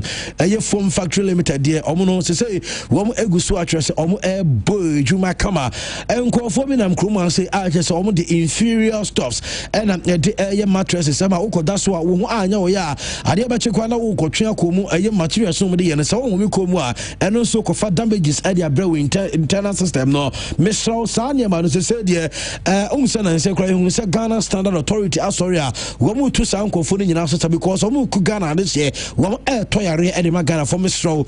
Memfa wo enkodi sabi say I for the na asfom o mattress si say arabetua atase o kodi for the afi no akofa yare for the wakofa honam ya for the me bato kwaje wo jigi mattress eno na wo that's what etritu kama ema sound sleep attress one kasa betua feel trabe is and so one nyama me mattresses no emiti Ghana Standard Authority wo requirements ni na your king size your queen size double size medium size and afi single size ani nyina no evo no asa for the form come affordable prices and am the sounds edema Ashfom aye jigiji mattress ne de yes aye say kutu no aje so what you say bam and so de mama bomade so be wura aye Ashfom omo showroom bia a we nem na kwaje wo jigi mattress ne tansa no and I say God for nyina and so you so apese we nya do no for 0556 5792140 5592114 na woni omo enso into me indi enkomo